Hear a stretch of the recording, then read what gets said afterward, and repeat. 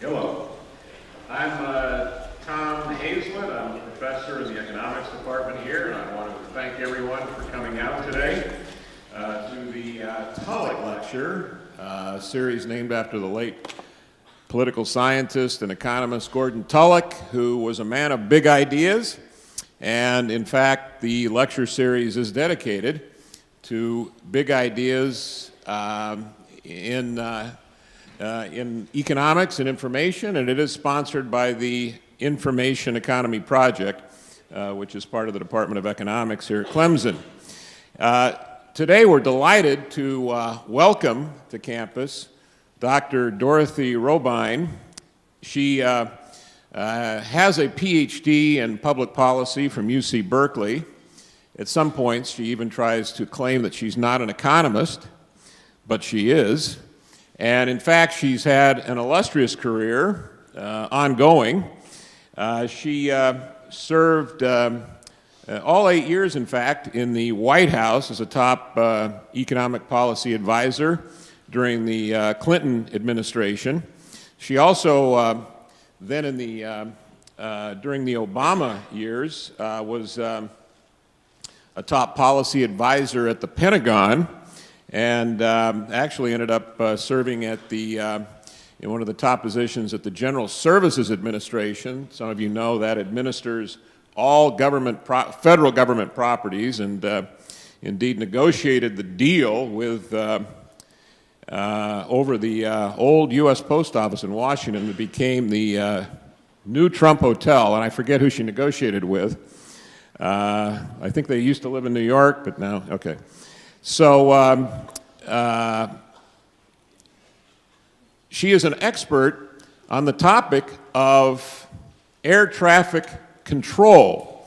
Now, I know you were talking about just the other day and wondering about plane safety and takeoff and landing slots and fuel efficiency in the air and how we're routing our air traffic. But despite the fact that we might not think about this particular topic every day, it's a great topic. And to hear Dorothy talk and think about this, I mean, this is really what economists can contribute and what scholars in general can bring to the world, can bring to government policy. What is possible? What are the economics? What can be changed? How do political coalitions form? How can better solutions be reached? Well, at the highest levels of government, Dorothy has been known to ask and sometimes to even answer these questions. And we're going to hear about that today. Now, Dorothy was scheduled to give this talk on September 12th, and she was here, but so was Hurricane Irma, and the university was closed. So, Dr. Robyn is back, and we're very happy she is. She's going to give a talk today, and she will take questions, but the questions will be at the end of her talk. We'll go out into the foyer and have a little Q&A casual session with cookies. So, questions and cookies outside at the end of the talk. I am delighted to give you Dr. Dorothy Robyn. Thank you.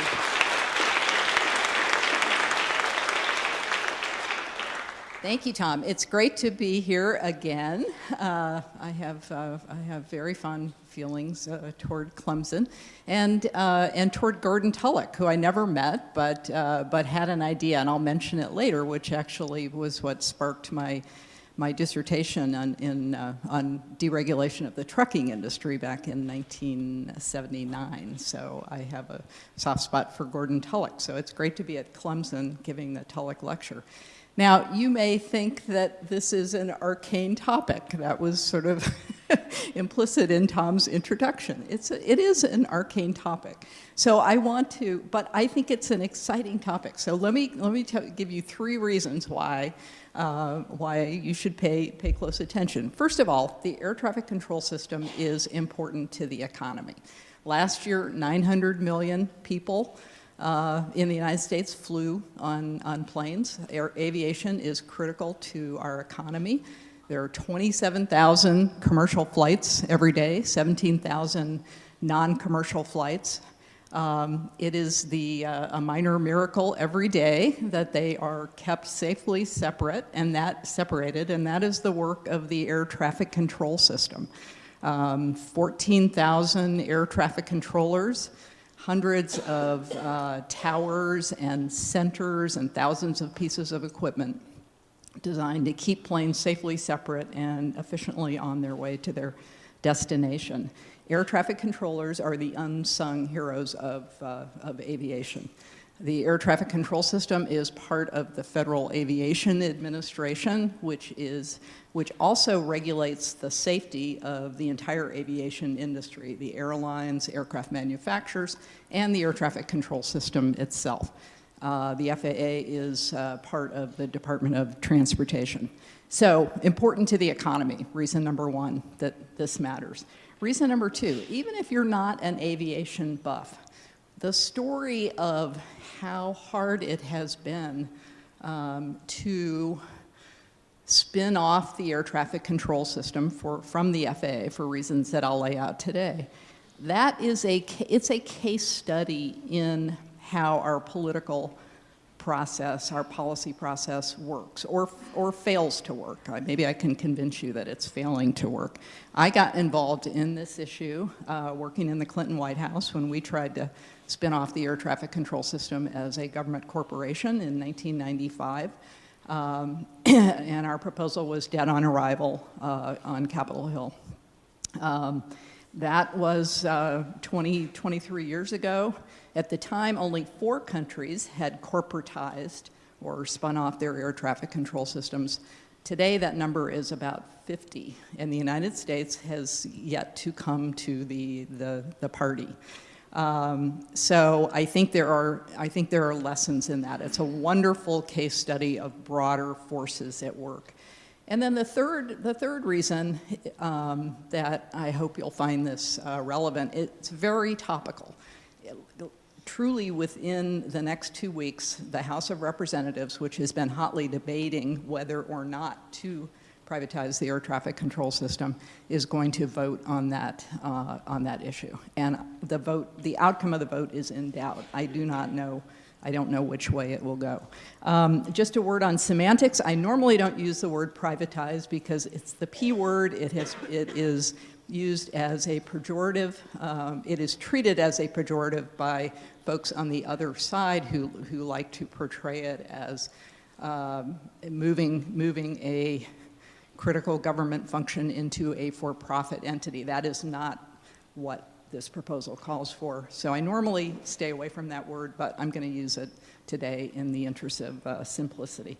But I'm going to start by talking about giving you a quick history of regulation and deregulation of the U.S. airline industry. And I do that for a couple reasons. Privatization of air traffic control is the unfinished chapter of airline deregulation, which happened 40 years ago this year. And it's a story in which economists figure very prominently. And I think a lot of you are studying economics, and economics played a very, very important role in deregulation of the airline industry and other sectors that were deregulated in the wake of that. It's a really good news story. If I talked only about air traffic control, you might leave depressed, thinking that this is another case where government can't do the right thing. Airline deregulation will make you feel good about what government can do. So, quick history of airline regulation and deregulation. In 1938, during the Depression, Congress imposed a system of economic regulation on the airline industry. The fear was that airlines would engage in cutthroat competition under Depression, the conditions of the Depression, that would hurt their profitability and that would lead them to skimp on safety. The regulatory system that Congress imposed was one modeled after what had been imposed on the U.S. rail industry in the 1880s with the creation of the Interstate Commerce Commission, and that was in turn modeled after what was imposed on the British rail system in the 1830s, I think it was. And it did two big things, two problematic things. First, it limited entry. So there were 12 trunk carriers, main carriers, in 1938. 1940 years later, there were still 12 trunk carriers. There was no new entry into the industry over the course of 40 years. And the Civil Aeronautics Board, the regulatory agency, only allowed one or two airlines to operate on a given route, and they allocated those routes. They decided who could compete on which route, compete in quotes.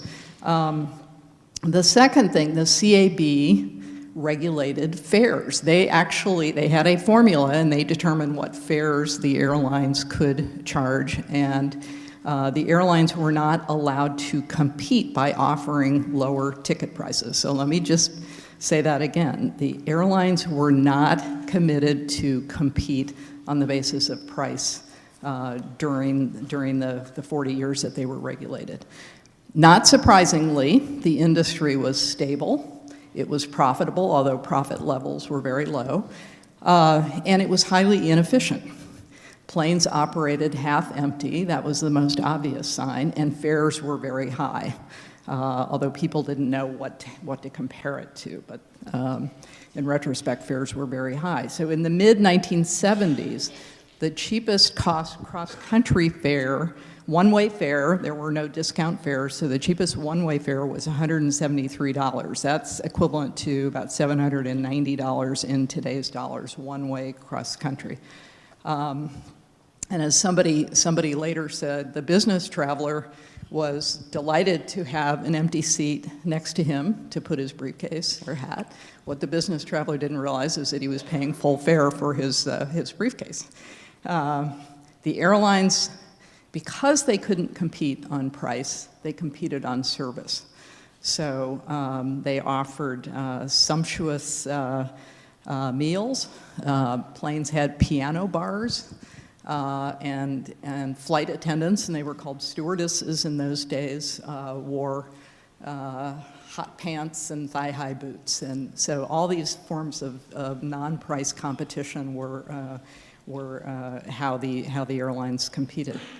By the early 1960s, economists had begun to question whether this was a good idea to have economic regulation of the airline industry, and they'd begun to study it. And in particular, there were two states that did not have regulation, California and Texas, and economists compared the price of a ticket on routes within those two states to comparable routes, comparable interstate routes that were regulated. So San Francisco, Los Angeles compared to Boston, Washington, D.C. And the difference was striking. It was a factor of 2 or 3 in the fare, 2 or 3 times as high on the regulated routes. So that became a very, very important piece of information. Now, fast forward 15 years to the mid-70s, time of double-digit inflation.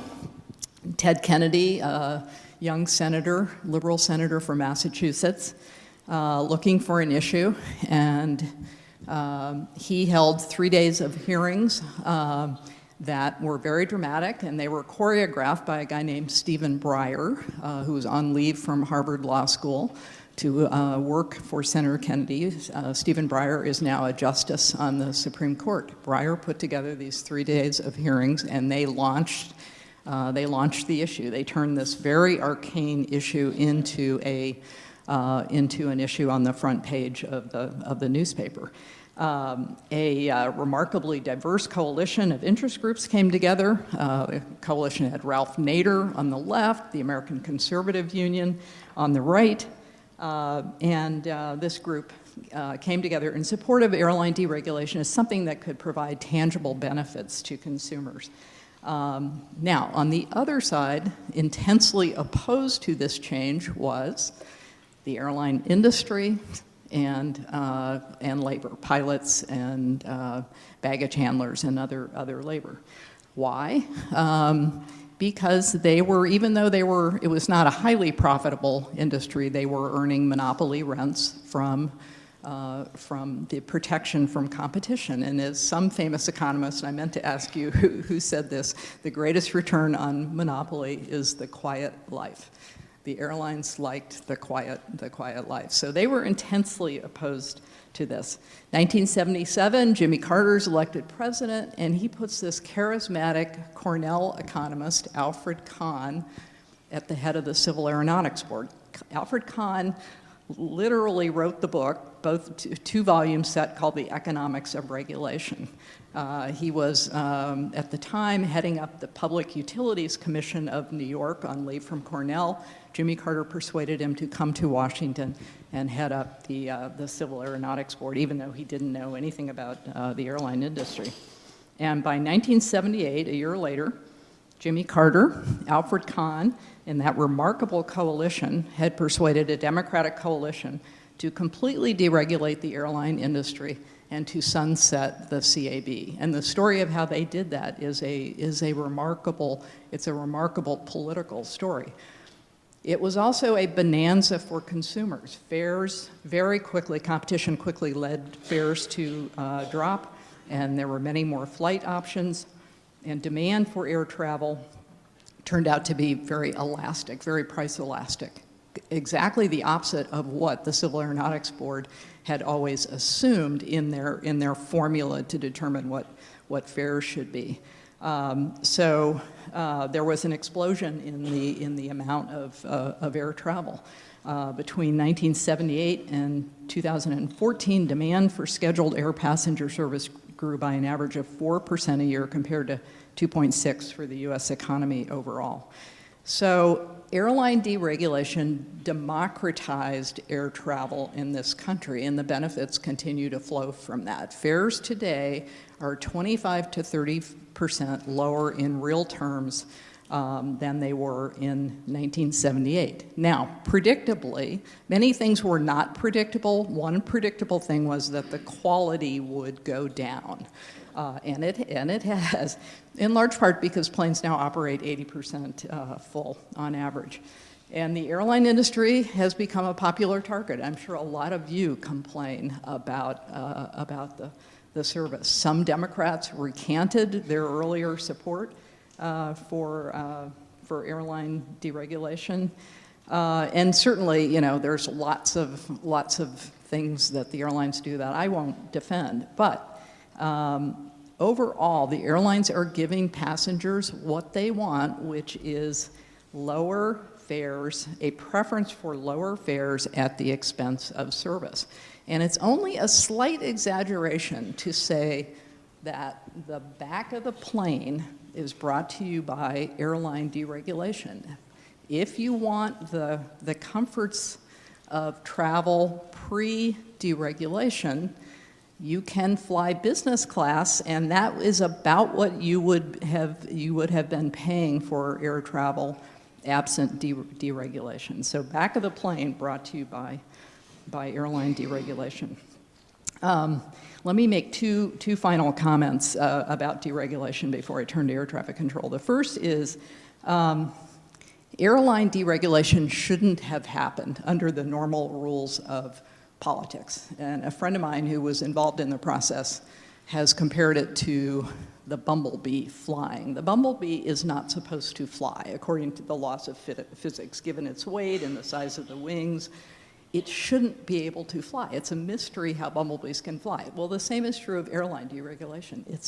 It's a mystery that it happened. Intense opposition by the industry and labor versus this diffuse coalition of public interested people. I mean, normally that results in defeat for the people trying to change the status quo. Here, the good guys won. And second, the success of airline deregulation paved the way for deregulation of air cargo. Actually, that happened slightly just with a year earlier.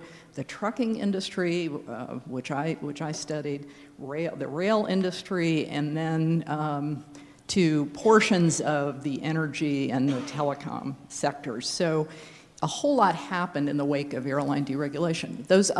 These are all network industries. There were real similarities between the regulatory systems, almost all of which were imposed in the 30s.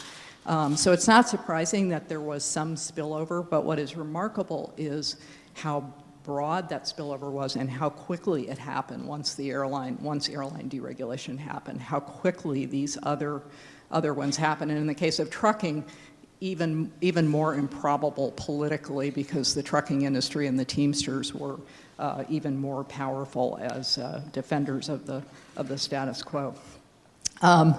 Now, I said that airline deregulation, or that this is the unfinished chapter of airline deregulation. In March of 1978, 6 months before Congress actually enacted airline deregulation, Alfred Kahn, head of the CAB, went over to the CAB, to the FAA, and talked to senior FAA staff. And he said to them, and it wasn't the first time he had said this, deregulation is going to unleash an enormous amount of demand for air travel. And you, the FAA, need to be ready for this on the infrastructure side. So you need to be able to respond to this surge in demand that's coming with an increase in supply. And specifically, he was focusing largely on runways, particularly at the certain airports that look like they would become hub destinations, but also the airways, the air traffic control system. And he was very focused on, his message was either you need more capacity or you need to price the capacity that you have more efficiently, because it was being very, there was a crazy pricing scheme, and it still exists. So Fred Kahn warned the FAA in 1978, and the FAA didn't do anything. His message fell on deaf ears, and it has continued. That message, which, by the way, Fred Kahn continued to convey in subsequent years, continued to fall on deaf ears. Now, my focus is going to be on the air traffic control piece. There's also an airport piece, so I won't talk about that. But this was an issue Fred Kahn came to feel very strongly about. And let me talk first about the symptoms of the problem. What is the problem with the air traffic control system? Let me say a word about the symptoms first, and then about what the actual problem is. So first problem, delays. And this is what Fred was focused on in 1978. He was concerned about delays. And in fact, the delays did occur when so many more people began to travel. And the delays they're somewhat cyclical, but they have gotten even worse since 1978. A very good study done for the FAA by a consortium of universities found that in 2007, the direct cost of flight delays in the US was $33 billion. That includes cost to the airlines, cost to lost time for passengers. That was the big source of cost. That accounted for half of all the $33 billion. And then lost demand, the welfare loss incurred by passengers who don't travel because of the delays in the system. Now, increasingly, the form of delays that you probably experience, and you may not even think of it as delays, but is the increase in travel time. So in 1982, if you traveled from Charlotte to Boston, that trip took 125 minutes. The block time, the time allocated by the airline for that trip, 125 minutes. What is it today? 160 minutes. In 1990, if you took the shuttle from LaGuardia to Washington Reagan Airport, it took 67 minutes. Today, that trip takes 90 minutes. And you see that I could give you more statistics all over the country. It's a 20 to 30% addition in the amount of time that the airlines are allocating for flying. Now, we can stipulate that these cities are not drifting apart. So the tectonic plates, we can't blame the tectonic plates for the increase in travel time. Nor does it have to do with energy efficiency.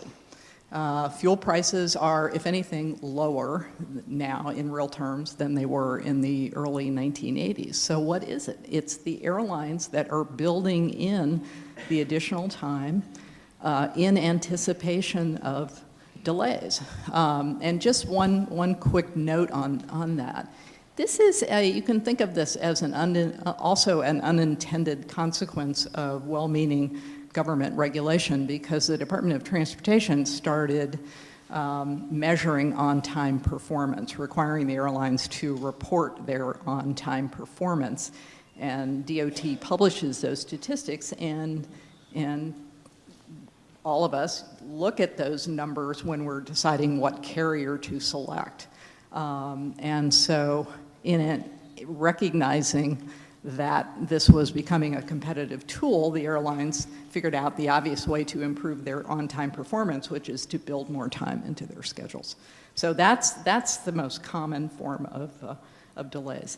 A second symptom of the problem with the air traffic control system, and this one is invisible, is the increasing unit cost of service. So if you take the operating expenses of the FAA devoted to air traffic control, and you divide by the number of annual flights, instrument flights, so flights that use fly by instrument flight rules as opposed to visual flight rules, that gives you the unit cost of service delivery.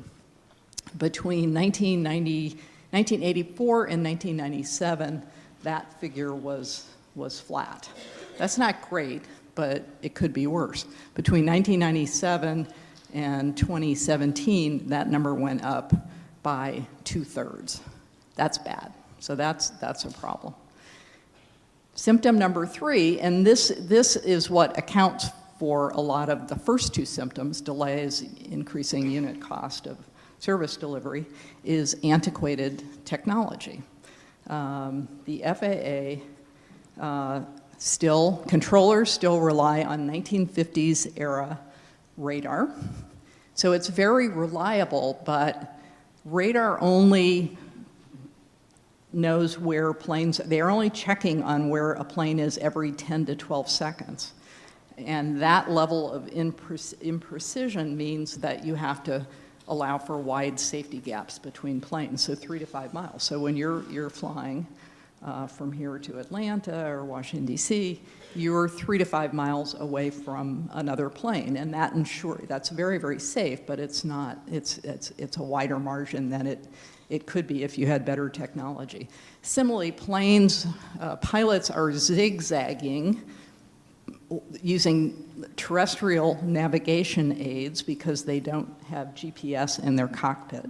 And that means that they're zigzagging using more fuel and taking more time than if they had better technology. Aging equipment, more expensive to maintain.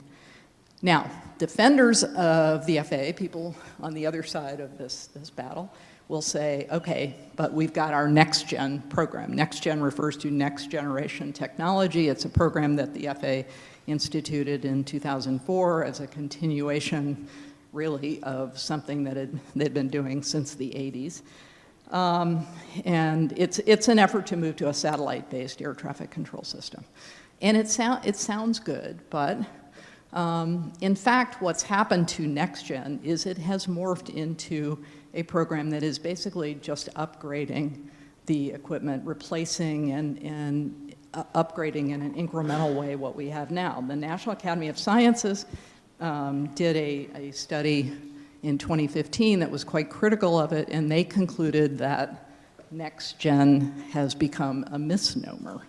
And I would say that the subtitle of the National Academy report could easily have been "The Emperor Has No Clothes." That's how critical they were of the program for having lost its sense of transformation. Now, antiquated technology has become a prop and the meme for those of us who are trying to change the system. in the Clinton administration, and this was an issue that Vice President Gore took the lead on, and he would give speeches, and he would hold up a vacuum tube that was in there were a lot of vacuum tubes in FAA equipment, and it's about this size.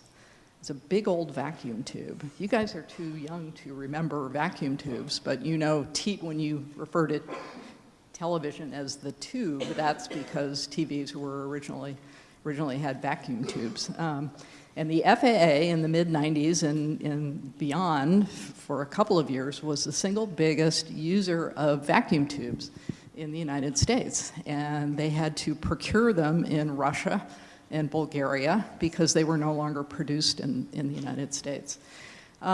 Today, the prop that's used is paper strips. I had slides in September, so I had pictures of some of these, but I decided I'd do without slides today.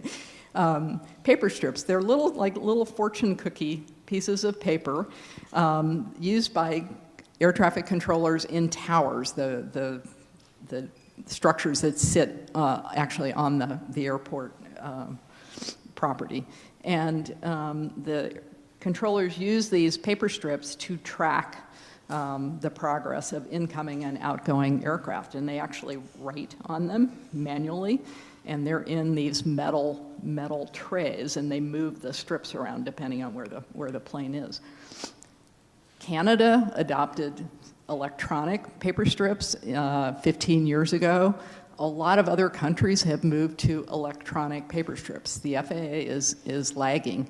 A year or so ago, the FAA opened up new towers at the airports in San Francisco and Las Vegas, and they had to go in and manually retrofit those towers with those metal trays to hold the paper strips, because the towers were designed at a point where everybody just assumed they would be using electronic paper strips and wouldn't need the real ones anymore. So paper strips have been are now the prop. And if you see pictures of the event where President Trump endorsed this privatization, you see everybody holding up these paper strips. All right, so flight delays, increasing unit cost of service, and antiquated technology. Those are the symptoms. What's the problem?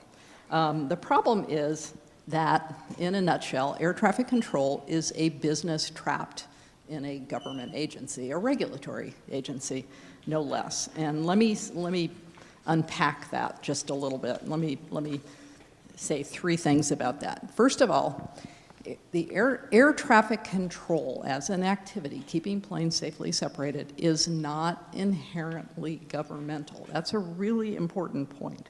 It's not inherently governmental. The basic test of whether an activity is inherently governmental or not is it contractable? Can you write a contract such that a contractor, some other entity outside of government, can carry out the function and be their performance effectively evaluated? That's a really important concept, because there's a lot of debate about certain functions and are they inherently governmental or not. Operation of prisons, can you really privatize that? The function of TSA, the Transportation Security Administration, can that be contracted out? And some of them are close calls, and it always comes down to this question of, can you write a contract? There's a very good book about this called The Privatization Decision by a guy named John Donahue, who teaches at the Kennedy School. But the message of the book, in a sentence, is, can you write a contract? With air traffic control, yes, it meets that test. Keeping planes safely separated is a complex and critical task, but it's purely operational, and it follows well-established rules. It doesn't require judgment calls. So like running an airline or building a Boeing 787. Air traffic control can be performed effectively by a non-governmental entity as long as it is subject to the oversight of FAA safety regulators whose job is inherently governmental. That regulatory function is inherently governmental. Now, is the air traffic control system a natural monopoly? Yes, for now. I think technology will change that, but it is for now. But the telephone system was a natural monopoly or a monopoly for many, many years, and we didn't have the government regulate. We didn't have the government run the telephone system. So I just told you in conceptual terms why air traffic control is not inherently governmental. You can reach the same conclusion empirically if you look around the world and see that now more than 50 countries have spun it off as a government corporation or a nonprofit corporation or some other non-governmental entity. So, not inherently governmental. Second, precisely because it is commercial in nature, it is a business, the federal government is poorly suited to running it. And this is the heart of what I have to say today. And let me reduce it to a sentence that is the distillation of a lot of blue ribbon commissions and expert reports. Air traffic management is a 24/7 technology-intensive service business trapped in a regulatory agency that is constrained by federal budget rules, burdened by a flawed funding mechanism, and micromanaged by Congress and the Office of Management and Budget, OMB. And to paraphrase James Carville, and this is where the title of my talk comes from, it's the economic incentive stupid. Do you all know who James Carville is in that expression, it's the economy stupid? He was the campaign manager in Bill Clinton's 1992 presidential campaign, and he had a sign on his desk that said, "It's the economy stupid," which was a reminder that the economy was the electoral issue in 1992. And it has, that expression, "it's the economy stupid," has spawned a lot of variations. So it's the economic incentive stupid is my variation. Let me say a bit about the flawed incentives that the current structure creates, both in the governance of the air traffic control system and the financing. On the governance side, federal agencies are like green plants. Just like a green plant tracks the sun, federal agencies pay attention to whoever it is they get their money from. And in the case of the FAA, they get their money from appropriators. So Congress, the FAA views Congress as their customer, not aircraft operators, not the flying public, but the FAA and their revealed preference, their actual behavior. It's clear that they view Congress as the customer because that's where they get their money from. And because Congress holds the purse, they muck around in all kinds of FAA decisions on facilities, investments, staffing, pay. And one of the obvious ones, the FAA have something like 20-some centers where they've got controllers stationed. You can run the system with many fewer. They need a lot fewer facilities than they have. But they can't get Congress to go along with that because it means jobs. Not that many, but enough jobs in individual districts that Congress stands in the way of a step that would save hundreds of millions of dollars a year. And there's many, many examples of that. On the funding side, it's also, the current system creates very flawed incentives. So the air traffic control system is paid for largely by the ticket tax. So when you buy a plane ticket, there is a 7.5% charge, ad valorem tax on your ticket. That's the ticket tax, and that goes into a trust fund that funds the the FAA. Now, why is that problematic? It's problematic for two reasons. One, it's a charge on passengers. It's a direct charge tax on passengers as opposed to aircraft operators. But it's aircraft operators that determine the workload on the system. It's their scheduling decisions and other operational decisions that affect the FAA's workload. Passengers are just along for the ride. So it's not charging the aircraft operator, the one who is creating the costs. And second, it's a tax rather than a user charge. So if you have two planes, a big plane, a Boeing 787, and a little, say, regional jet, the big plane is generating a lot more in the way of ticket taxes because there's many more passengers. So there's more tickets to take that 7.5% off of. Small plane, fewer passengers, generates less revenue.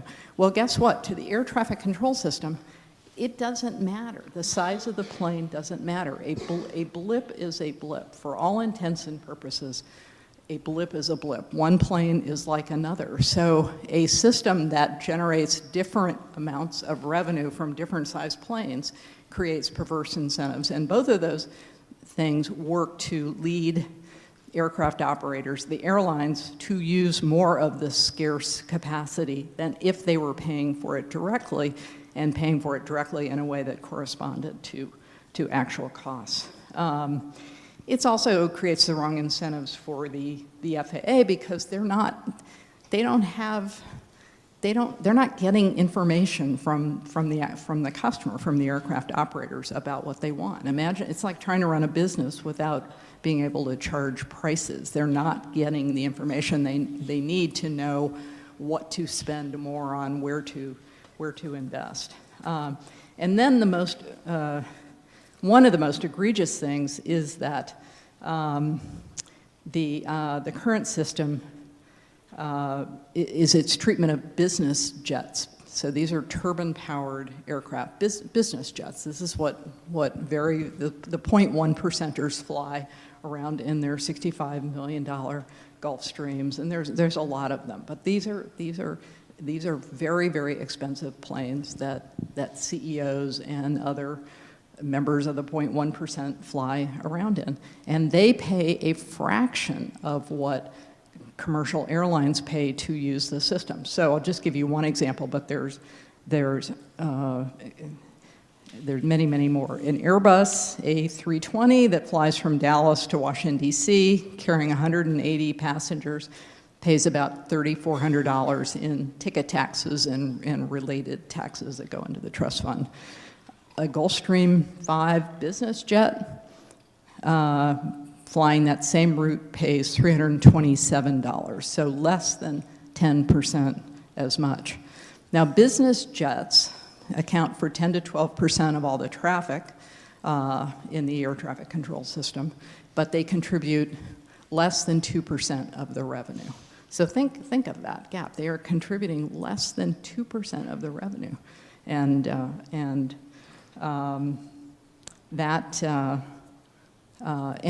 so that is a transfer. That's a transfer from you and me, those of us in crowded coach, to the 0.1%. That is outrageous. All right.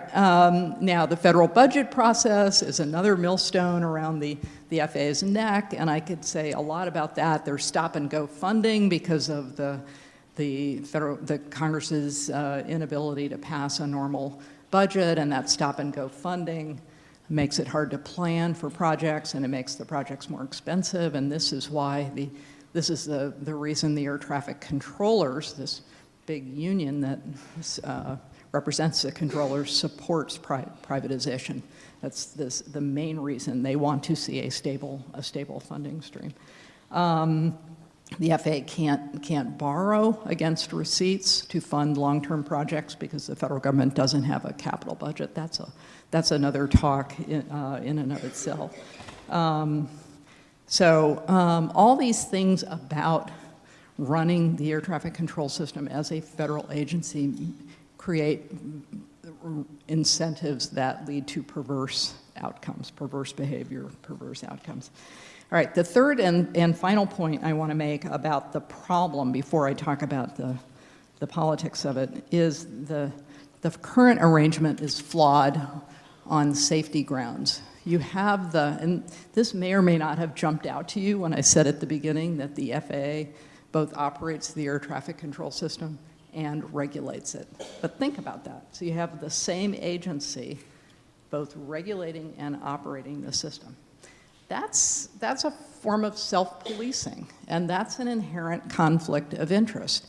Now, that's the way the rest of the world, most countries had their civil aviation authority, both, so the same entity that regulated the aviation industry for safety also operated the air traffic control system. That's just the way it developed historically. But most countries have now, I should say that safety experts worldwide have been saying for a long time, that's not a good idea. You need to have independence between those two entities. You should have one entity running the system and another regulating it. And many of the countries that have spun off air traffic control have done it primarily for safety reasons in order to get away from that inherent conflict of interest. We are one of the few advanced industrial countries in which the air traffic control system is both operated and regulated by the same agency. Now, okay, so that's what I have to say about the problem. Let me talk a little bit about efforts at reform and impediments to reform. So we tried in 1995, the Clinton administration, we tried to transfer air traffic control to a government corporation, and we spent 6 months doing an in-depth study. A lot of the work was done by economists, including White House economists. One was a guy named Joe Stiglitz, who chaired the Council of Economic Advisors and went on to win the Nobel Prize in economics in 2001, and I'll come back and say more about him in a minute. Our proposal, as I said, was dead on arrival in Congress. The current proposal, which the House is debating, would transfer air traffic control to a private, non-profit corporation, and this is modeled after the Canadian system called NAV Canada. It was created in 1996, so it was a year after the Clinton proposal. I think we would have made this our model if it had existed. Most countries have created government corporations to run air traffic control. The Canadians came up with this different model, and it's like a user co-op, if you're familiar with user co-ops in the ag industry or the utility industry. It has a board that is selected by those different stakeholder groups. So the airlines, labor, general aviation, the government, they all select the members of the board. The board also has a fiduciary responsibility. And this entity, governed by the board, has a natural incentive because of the stakeholder representation to keep its costs low, to invest at the optimal level, and to operate efficiently. And it also has an incentive not to engage in monopoly abuse. So it's a very elegant way of creating the incentives for efficiency when you have a monopoly organization. And NAV Canada, based in Ottawa, its track record is just amazing. So they've been around a little over 20 years. Their user charges, they moved from a ticket tax to a user charge. It's a third less than the ticket tax it replaced, and the system is handling 50% more traffic with 30% fewer people. NAV Canada is a remarkable organization, and that is appropriately the model for the current legislation. Now, this should be doable. So I've laid it out, and you've only heard one side, but it's a very strong case on the merits. This should be doable. Well, let me mention why it should be doable, and then I'll tell you why it isn't happening. First, that strong case on the merits. The blue ribbon commissions and the editorials and the economists and think tanks. I mean, everybody sees this the same way, and is supportive of this approach. So that's factor one, the merits, strong case on the merits. Factor two, you always need at least one member of Congress to be a champion. And you have that. It is the chairman of the House Transportation Committee, Bill Schuster. He has made this his issue. He has been up to Ottawa to see the NAV Canada team, I don't know how many times. He takes groups of his fellow House members up to Ottawa. So he is committed, and he's made this his issue. Third, you have a president. President Trump has made this a priority. And in particular, it's Gary Cohn, the head of the National Economic Council in the White House, guy who came from Goldman Sachs and is viewed as one of the really effective people in the White House. Gary Cohn has been to Ottawa. Gary Cohn has been to Ottawa to meet with the NAV Canada people. So this is a Trump priority. And then fourth, and in contrast to airline deregulation, you have the airlines you have strong support from the airlines and from labor. So you've got the air traffic controllers, you've got pilots, you've got flight attendants, all of them on board. There are some smaller labor unions that represent folks who work in other parts of the FAA that are not on board, but by and large, labor is on board. So you have all of that on the one side. Why is this not happening? Let me just give you the descriptive picture and then draw a couple of generalizations. So first of all, private pilots. These are, think the dentist or the small business owner who flies on weekends, recreational pilots. There are a lot of them around the country. They are affectionately known as the NRA of the aviation industry. They have a lot of members of Congress are pilots, and so identify with them. This is also referred to as GA, General Aviation. General Aviation has the biggest caucus in Congress, and it's a bipartisan caucus. And they are afraid. They pay a fuel tax. They pay a de minimis fuel tax. That's okay. You don't want these guys to pay a lot because you want them to take advantage of the system rather than flying around in uncontrolled airspace. So that's fine. But they're afraid they're going to get stuck with a user charge in addition to or in place of the fuel tax. They're afraid of that.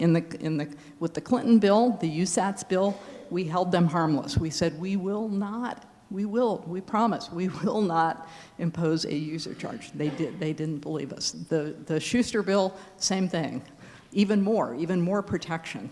And they continue to say, no, we don't trust you. So that's reason number one. And that reason number two, the business jet operators, the business jet guys. And this won't surprise you, given 10 to 12% of the traffic, less than 2% of the revenue. Big subsidy that's worth as much as maybe $1 billion a year. So they are opposed, and they are the ringleader behind the scenes. So they fly under the cover of the private pilots with their caucus. But the ringleader is the business jets and an organization called National Business Aviation Association, NBAA.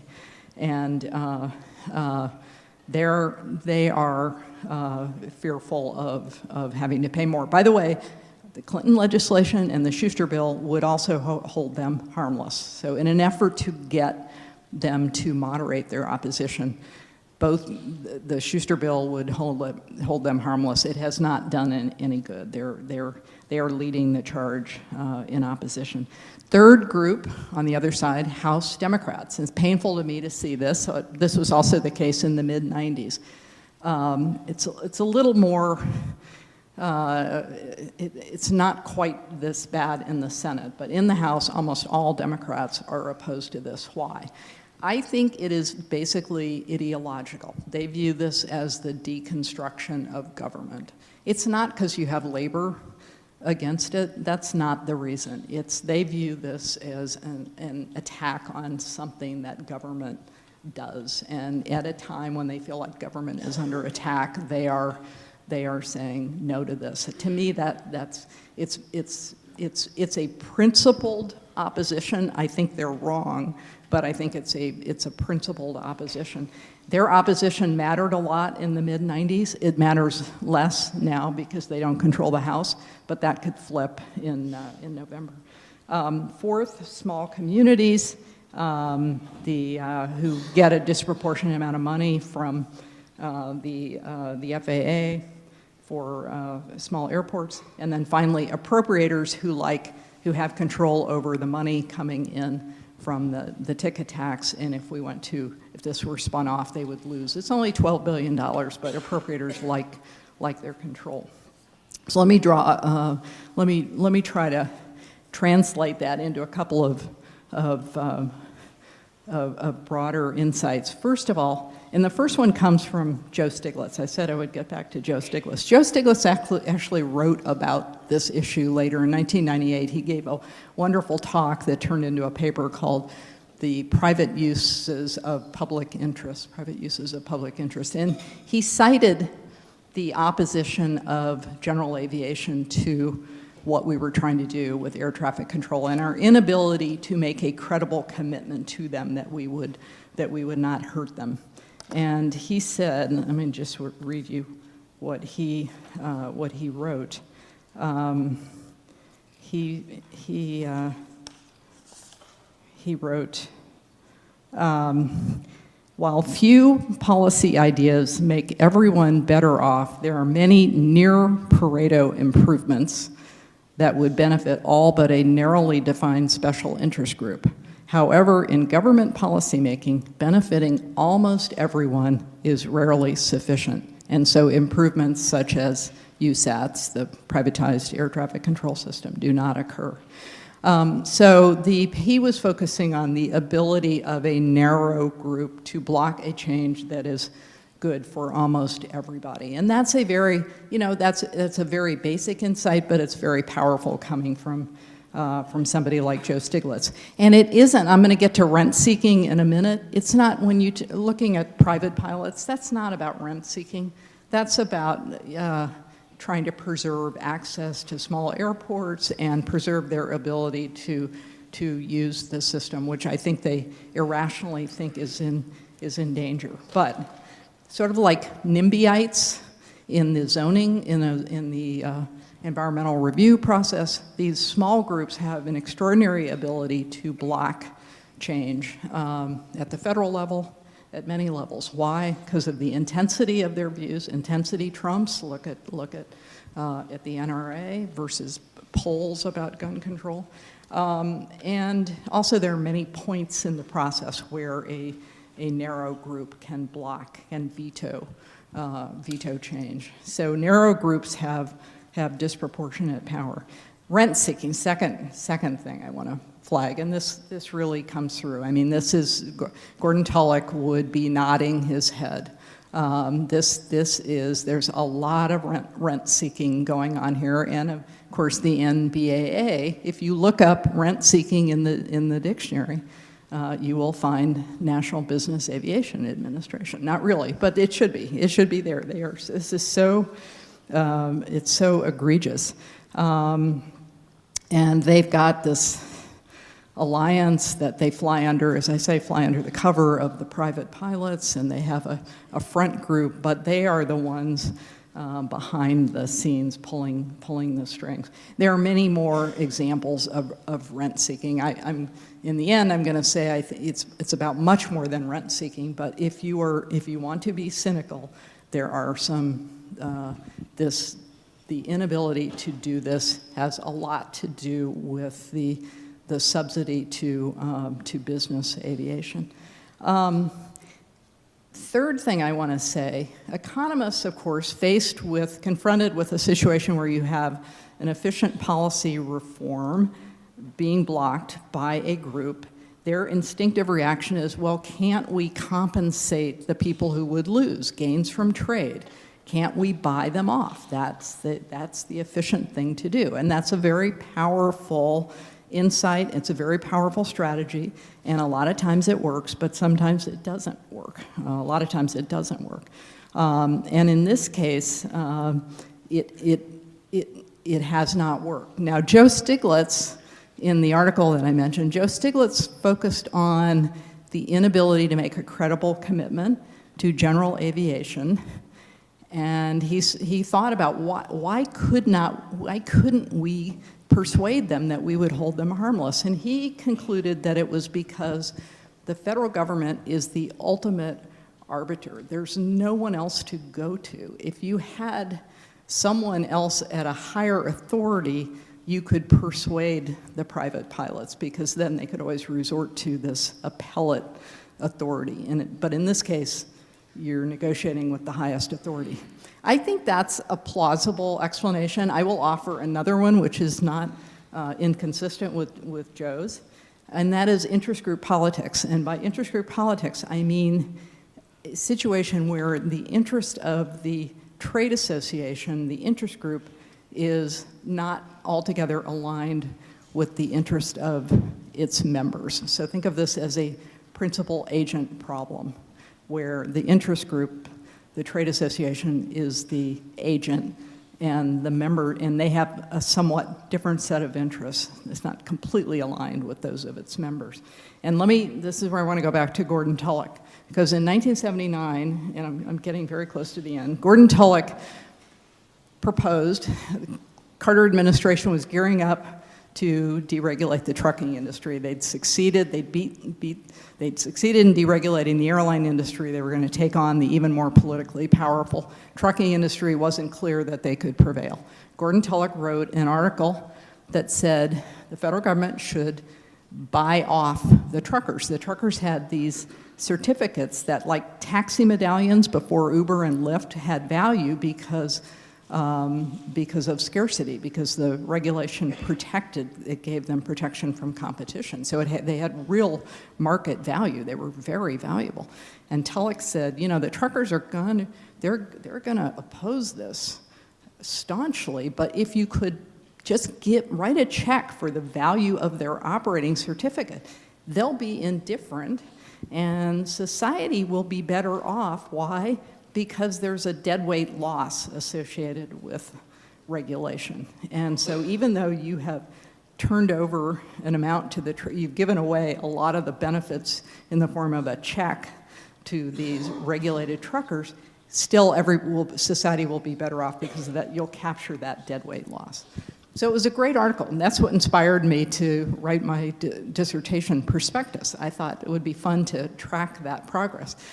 Well, in the end, the idea got no traction. I mean, people who were involved in the debate over trucking deregulation were aware of it, but it never got any traction. And I think the major reason is because even if you could have written a check to the truckers and made them indifferent, the American Trucking Association would have been clearly worse off. Their reason for existence was to protect the regulated system. That was why they existed. That was why they were so powerful. And they were in charge of the strategy. And so this concept of compensating truckers never came up. It was a good idea, but it never got traction. Similarly, in the air traffic control debate, you've got these two groups, NBAA, the group representing private pilots, AOPA, Airline Owners and Pilots Association. They need issues. Interest groups need issues. They need to justify their existence. And so they are sowing distrust among their members. I think they are primarily responsible for the inability to persuade the private pilots and the business jets that they will indeed be held harmless. So let me wrap up by saying it is very fashionable to deride the federal government for gridlock, for its inability to make decisions that will solve problems, and I often share in the frustration. But then I look back to what was done on airline deregulation and trucking deregulation, and I say, you know, that is possible. No one thought, or certainly economist, George Stigler, famous economist at the University of Chicago, he said, you will never deregulate, he said in 1975, you'll never deregulate the airline industry. It won't happen. The opposition is too strong. A confluence of factors led that to happen, and then it happened in other sectors because of the success in airline deregulation. So remarkable things happen. It's particularly ironic that Stigler made the prediction because it was economists who really led the charge. Economists had such an important role. I cannot emphasize that enough. They did the research. They were in the political battle. It would not have happened without the role of economists and economic research. And more broadly, the merits counted. And the merits count, ideas matter, and the merits counted for more than people. Merits matter more to the average public official than voters realize. I think that is, I think the importance of the merits is underappreciated. As for air traffic control privatization, I have to be optimistic. I've been working on this off and on for 20 years. I have to be optimistic. I do think it's inevitable. If not this year, and it may be this year, then next year or the year after. The federal budget crisis isn't going away. NAV Canada is going to continue to excel. Other countries are going to continue to privatize their air traffic control systems. And it will become increasingly clear that, as the Wall Street Journal said in their most recent editorial, air travel reform is being blocked by the folks who don't fly commercial. So I think this idea, I don't know if it's a big idea, but I think it will certainly a Tullock idea. I think it will happen because at the end of the day, ideas do matter in the debate. The merits matter. And I'll just end on this note. Last summer, I collected signatures for a letter to members of Congress from folks that had worked in the Clinton administration supporting this Schuster bill, this Republican legislation to privatize air traffic control, this bill that President Trump has made his highest infrastructure priority. And it was not a political no-brainer for these former Clinton officials to sign on precisely because this is a Trump priority. But I was very pleased at the response, and 2 former secretaries of transportation signed on, the guy who was deputy secretary of transportation for all 8 years. But what I was proudest of was getting 3 people who had chaired the Council of Economic Advisors. So 3 of the country's eminent economists who signed on to this letter. And in an email exchange with one of them, she said, you know, this may not be a smart thing on my part to sign this letter, but it's the right thing to do. And that's what gives me optimism. Thank you very much.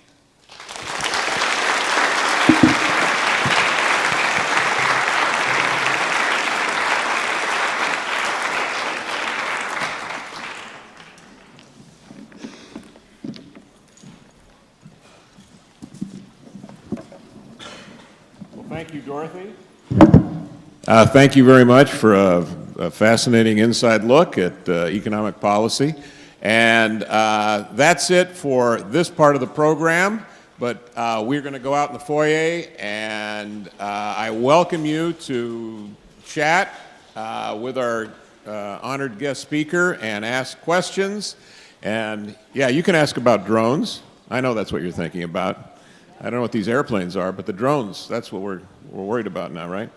And we should have some cookies and refreshments outside. Thank you very much.